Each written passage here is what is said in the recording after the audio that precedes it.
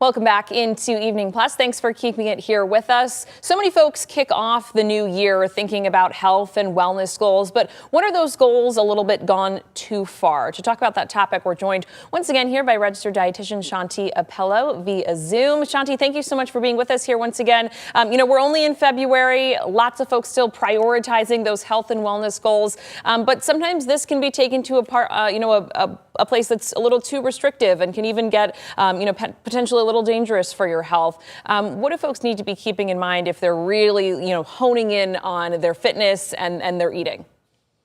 Yeah, absolutely. We're constantly told to eat clean, move more, and be the healthiest version of ourselves. And I think we get a lot of that influence, especially now from social media, from influencers and things like that.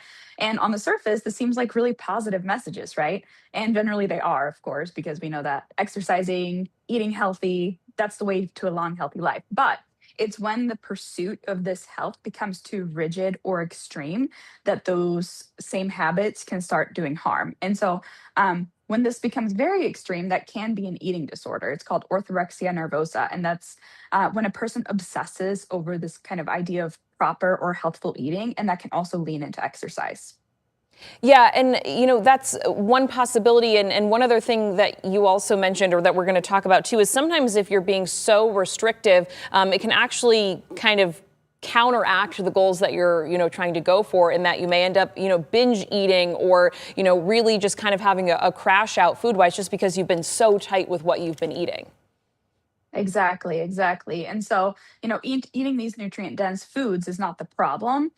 We know that they're important for our health, but sometimes I think it become can become a little bit confusing when we see things like clean, natural, superfood, these labels, and people tend to think of them as having no calories or being the only way to eat healthy. And so, some signs that someone may have that we're leaning into that unhealthy territory is perhaps having anxiety over what you're eating. Maybe you're obsessively tracking your calories, macronutrients, things like that. And that doesn't mean that tracking your calories is harmful in and of itself, right? It's when it's obsessive.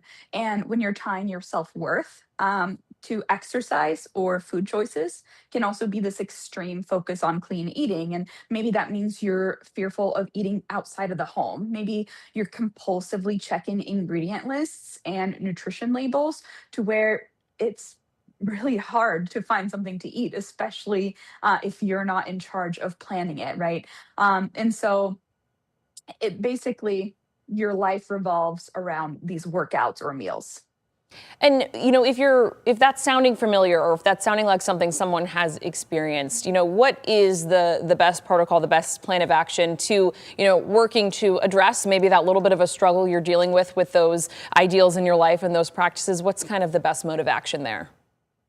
Of course. So, of course, talking to your primary care provider is going to be a great first course of action. Also, talk therapy, really great course of action. But when we're talking about just finding balance in general, uh, it involves really listening to your body. So, that could mean resting when you need it, enjoying foods without labeling them as good or bad, not letting yourself eat only if you've earned it through exercise. And then in that realm of exercise too, just moving in ways that feel supportive to you and conducive to your lifestyle, and not punishing yourself like it's a chore. And then basically just letting your health serve your life instead of dominate it.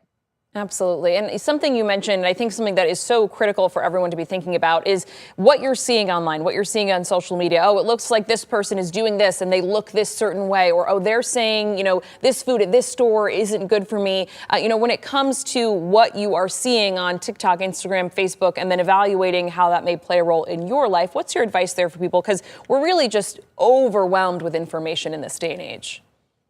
For sure. So social media, often kind of amplifies the idea that more is better. So like more protein, more steps, more supplements, more optimization everywhere, right? And so what works for an influencer, they may have a team, sponsorships, filters. They may have undisclosed struggles themselves.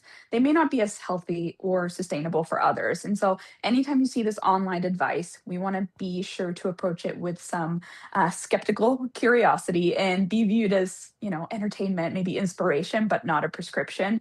And then, of course, every time we're looking at an influencer, be looking for where are they getting their information from? Do they have a certification or registration to be able to talk about this topic? Absolutely. And focusing, like you said, on the balance and what feels good, what tastes good, those are all, everything plays a role in a really well-balanced lifestyle. Shanti, thank you so much once again for chatting with us tonight on this topic. We so appreciate it. Thanks so much, Julia.